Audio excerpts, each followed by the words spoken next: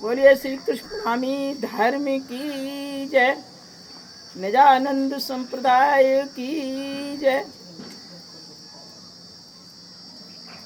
सुंदर साथ जी, हम सब बड़े भाग्यशाली हैं जो हम श्री कृष्ण प्राणी धर्म निजानंद संप्रदाय से जुड़े। जैसा नाम होता वैसे गुण आते हैं, तो पहले हम नाम के महत्व को समझें। श्री कृष्ण क्या है? श्री सम्मान सूचक शब्द है। कृष्ण माने खींचना, ना माने हमको, जो हमें अपनी ओर खींचे वो चैतन्य शक्ति कृष्ण है। वो चैतन्य शक्ति कृष्ण है। और प्रणामी प्रावसर्ग नम धातु घय प्रत्यय लगा है। नम माने झुकना, और घय जहाँ लगता वहाँ उपदा दीर्घ हो जाता है, तो ना का बड़ा ना हो गया, और प्राउपसर्ग में रा होने के कारण ना का रा हो गया, बना प्रणाम। प्रा माने अच्छी प्रकार से, नम माने झुकना, जिसके अंदर अच्छी प्रकार से झुकना आ गया है, नम्रता आ गई है, सहनशीलता आ गई है, परमार्थ की भावना आई है, उसको कहते प्रणाम। ये वैदिक शब्द है। और उस प्रणाम में ली प्रत्यय लगा दिया, स्त्रीलिंग बन गया प्रणामी। क्यों है स्त्रीलिंग?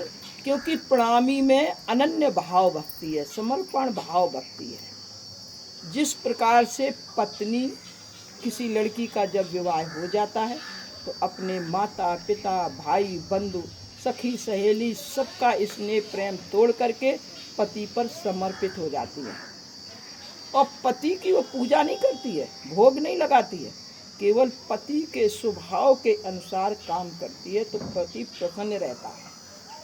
और सब कुछ त्याग के आई है तो पति के उसके शरीर पर भी अधिकार हो जाता है। क्यों? अगर वो किसी परपुरुष स्त्री से बात करता है तो जाके डांट के कह सकती, क्यों? उसको पावर है। उसके व्यवहार पर भी अधिकार हो जाता है। अगर गलत व्यवहार करता, पी के आए कुछ आए तो भी डांट सकती है, और उसके धन पर भी अधिकार हो जाता है। पति को परमेश्वर क्यों कहा है? क्योंकि परम ऐश्वर, पत्नी को पति के द्वारा ऐश्वर मिलता। परमेश्वर माने परमात्मा नहीं है, परमात्मा तो अजर अमर है, ऐश्वर्य मिलता है। जैसे पत्नी एक बिना पढ़ी लड़की है और डॉक्टर के संगे भावनाएं पड़ गई, वो डॉक्टर नहीं बन गई। बन गई कि नहीं बन गई? उसको डॉक्टर नहीं कहने लगे।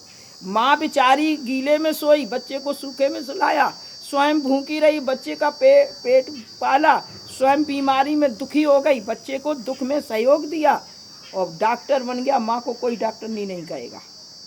और पत्नी को केवल भावनाएं पड़ गई है, ऊँठा टेक है, उसको सब डॉक्टर नहीं कहने लगे। क्यों?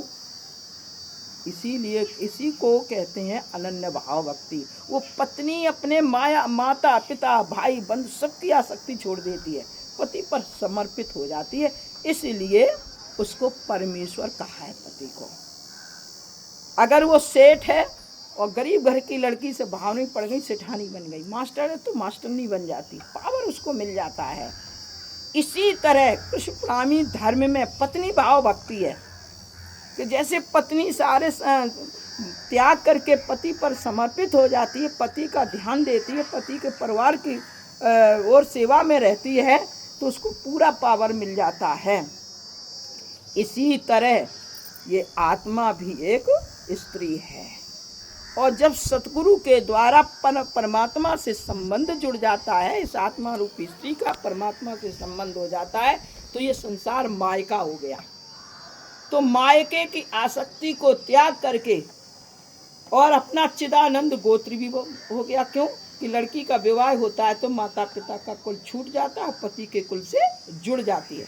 ऐसे हम आप में जब हम तारतम्य लेते हैं तो संसार का कुल छूट जाता है और अपना पति का कुल चिदानंद गोत्र से जुड़ जाते हैं। तो जिस दिन से हमारा ये विवाह हो गया, हमने सतगुरु को प्राप्त कर लिया, उसी दिन से संसार की आसक्ति को त्याग दें, आसक्ति में ना पड़े। शरीर मिला है पर भोग करिए आसक्ति रहित, अब अपने परमात्मा का जो सद्गुरु ने स्वरूप बताया है उस स्वरूप का चिंतन करिए, मनन करिए, वाणी पढ़िए, तो उससे आपका कल्याण हो जाएगा। और यदि संसार में फंसोगे, संसार का ध्यान दोगे, तो जब लड़की का विवाह हो जाता है, मायके की बातें करती है, तो अंत में उसका घर से तलाक हो जाता है। ऐसे ही हम भली तारतम मंत्र ले लें, कितना भी अपने अध्ययन करें, पूजा पाठ करें, और अगर संसार में आसक्ति रहेगी तो हम परमात्मा को प्राप्त नहीं कर पाएंगे। इसलिए ये अनन्य भाव भक्ति है।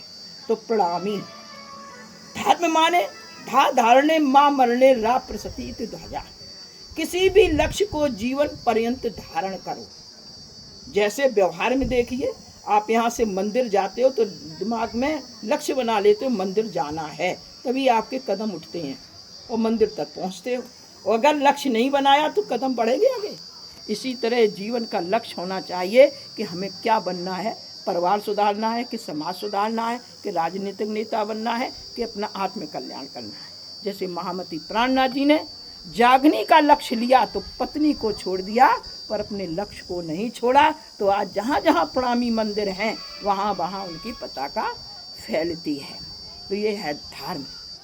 इसके बाद आता है निजानंद। निज धन आनंद। निज माने अपना, आनंद माने आनंद। जैसे गूंगे को फल खिलाइए, आम खिलाइए, उससे पूछिए काय भैया कैसा लगा, मुस्की आएगा, आनंद तो मिल रहा है उसे, पर कह नहीं पाएगा। इसी तरह जब हम निजानंद से जुड़ जाते हैं, सतगुरु के द्वारा में तारतम मिल जाता, तारतम माने उस परमात्मा से संबंध हो जाता है, तो आत्मा परमात्मा के मिलन को हम शब्द के द्वारा बखान नहीं कर सकते हैं। अंदर ही आनंद, उस आनंद की अनुभूति करते उसको कहते हैं निजानंद। अब है संप्रदाय। सम उपसर्ग है, पा उपसर्ग है, दा माने देना, ले प्रत्यय लगा। जहाँ अच्छी प्रकार से समता का भाव हो उसको कहते संप्रदाय। इसीलिए महामती प्राणनाथ जी को निष्कलंक बुद्धा अवतार की उपाधि मिली। उन्होंने किसी भी धर्म की निंदा नहीं की, उन्होंने सीधा कहा कि भाई इस इष्ट की पूजा करोगे इस लोक में पहुँचोगे, इसकी करोगे इस लोक में पहुँचोगे। तो सारे धर्म एक हैं, अपना अपना लक्ष्य है। तो इसीलिए कहा है कि जुदे जुदे नाम धरे, जुदे जुदे भेष अनेक, इनको झगड़ो आपसही धनी सभी को एक। अलग अलग भेष धारण कर लिए, अलग अलग रूप बना लिए, लक्ष्य अलग अलग कर लिए, लेकिन परमात्मा सबका एक है। बोले श्री कृष्ण कन्हैया लाल की।